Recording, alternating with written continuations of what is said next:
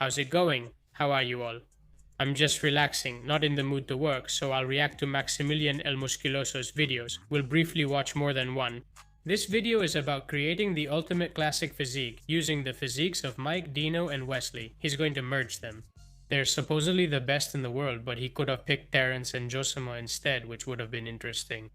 So this would be the ultimate classic in the front double biceps pose, my god. He took Wesley's biceps, Dino's arms, triceps and forearm, Mike's waist, Dino's legs, and I'd say Wesley's chest, and also Mike's lats.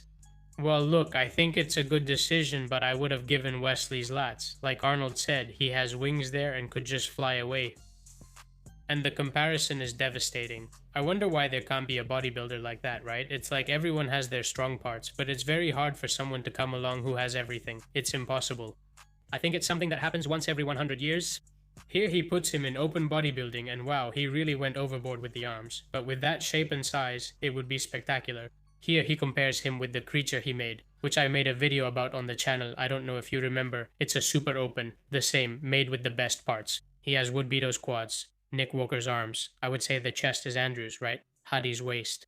For the side chest, he didn't make it too complicated. He took Dino's torso and Mike's legs. I would have kept Dino's pose. He doesn't even need any editing. Look at this, for God's sake. Dino's side chest is insane. It's practically perfect. A few days ago, I made a video photoshopping him in the open category and made him even more massive, and I think it would be the best side chest in bodybuilding if he were in the open currently. Calm down.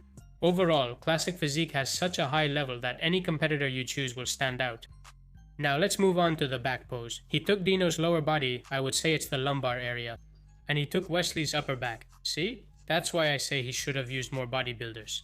It would have been great if he had taken, I don't know, Josema's back or hamstrings and Dino's arms or something like that. Then we would really have the ultimate bodybuilder.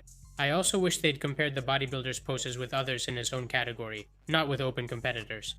Damn, this is the monster he created using the open guy's parts. What a freak, huh? That's crazy. I really don't like the abs and legs pose at all. It's like these legs don't suit him, right? I don't know, they look small and short next to the torso. This is really ugly. I don't like how he did this pose. He took Wesley's lats. He took Dino's abs and Mike's legs. I really like this one. I want us to take a look at this. It's a comparison of Chris Bumstead 2017 versus 2024.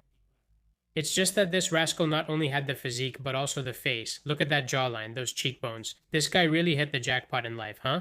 Alright, let's take a look at a comparison of his physique against 2024. There's a 7-year span of progress between them. The biceps, right off the bat, we can see they haven't improved much, if at all. The triceps, though, have definitely grown. The forearms too, but just a little bit, you know? The legs have doubled in size. His abdomen hasn't gotten wider. I don't know how he did it, but if you look closely, Chris Bumstead was already great when he started. He was already starting from a high level. It's not like he'd never trained before, right? He had been training for years, but you know what I mean? When he got into Classic, he was already amazing. His legs are bigger, arms and biceps more defined, lats more pronounced, and chest fuller. But honestly, there's not much difference overall. I'd say Chris is one of the bodybuilders who maybe hasn't changed as much compared to other classic competitors when they started. But he used to compete in open, so he already had the muscle mass. What a guy, right? He's practically the same. Come on, if he were to compete in the Olympia back then, in 2017 he'd make it into the top 5. It's just amazing. Chris Bumstead wasn't the first Olympia winner in this category. He wasn't the second or the third either. It was only Danny Hester and Breon. He didn't create the category, but he made it evolve and turned it into his own physique. He literally became the standard. He looks like a model, right? What a face. Incredible. Those jaw gains are spectacular. There are improvements in his posing. Even this pose has improved in terms of muscle, but like I said, not that much. I really like this comparison. It's from when Chris competed in Open at the Prague Pro. Just look at that massive triceps. His triceps are really good. His weak point is his biceps. And this is what I like the most about all of it, because there are people who say, no, Chris Bumstead's hamstrings, it's just that his insertion is like that because of genetics. Well, now I want you to explain to me why on the left it's long, nice, well-shaped, and on the right he has a deformed lump. It's not genetics and it's not insertions. Here his hamstring is split. Chris's physique is very asymmetrical, and I never saw anyone criticize him for it. I always said it. The back gains a lot of width, but hardly any density. I don't know if I should even say he lost it, you know? That 3D effect, the abs and legs are also spectacular. Look at those massive legs, but I would say the abs, he kind of forces them out. They're sticking out a bit more. And regarding how defined his abs are, Chris Bumstead hasn't really stood out either. Chris has had an amazing structure, really good shape, a lot of size, good definition, but for me, he's never been my favorite physique.